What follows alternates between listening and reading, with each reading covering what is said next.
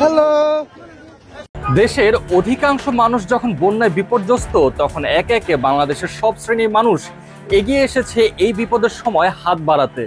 বৈষম্য বিরোধী ছাত্র আন্দোলনে ক্রিকেটার মাশরাফি বিন মুর্তজার কোনো প্রতিক্রিয়া না পেয়ে অনেকেই তাকে কটু কথা বা বয়কট করতে থাকে। তবে এবার বন্যা পরিস্থিতি নিয়ে আর চুপ করে বসে থাকতে পারলেন না সাবেক এই অধিনায়ক।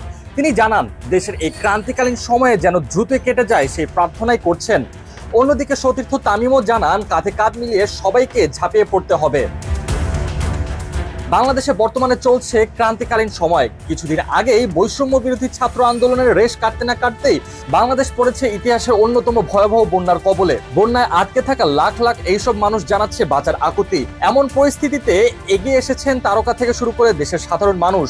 নিজ নিজ জায়গা থেকে সহযোগিতার হাত বাড়িয়ে দেওয়ার চেষ্টা করছেন সকলেই। তামিম, মাশরাফিও নিজ জায়গা থেকে যথাসাধ্য চেষ্টা করছেন।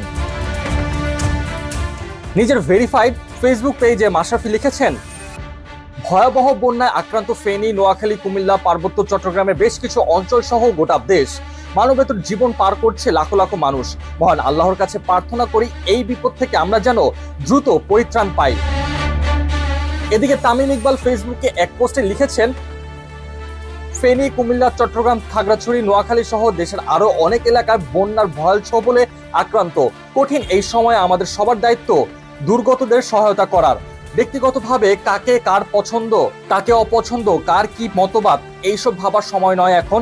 কাঁধে কাঁধ মিলিয়ে সবাইকে ঝাঁপিয়ে পড়তে হবে মানুষের পাশে থাকার জন্য।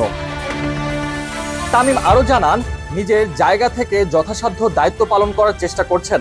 বলেছেন, আমি নিজের দায়িত্ব পালন করার চেষ্টা করছি। যে সংস্থা ও সংগঠনগুলোকে আমার কাছে বিশ্বস্ত ও নির্ভরযোগ্য মনে হয়েছে তাদের মাধ্যমে সহায়তা করেছি। সাধ্যমতো আরো করে যাব ইনশাল্লাহ। বন্যা কবলিত এলাকায় যারা উদ্ধারের কাজ করেছেন তাদের প্রতিও কৃতজ্ঞতা জানাতে ভুলেননি তামিম। লিখেছেন, মানুষকে উদ্ধার করতে ও নানাভাবে যারা মাঠ পর্যায়ে নিরলস কাজ করে চলেছেন সবার প্রতি কৃতজ্ঞতা। এই দেশ অসংখ্য দুর্যোগের সঙ্গে লড়াই করে মাথা তুলে দাঁড়িয়েছে।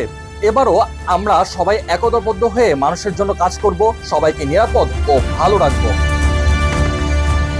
শুক্রবার বন্যা পরিস্থিতি কিছুটা উন্নতি হতে শুরু করেছে। উদ্ধার কাজও তৎপরতা বেড়েছে। দেশের বিভিন্ন স্থান থেকে মানুষ ত্রাণ নিয়ে ছুটছে বন্যা কবলিত এলাকায়। এছাড়াও যে যেভাবে পারছেন বন্যায় আটকে যাওয়াদের সাহায্য করার জন্য চেষ্টা করছেন।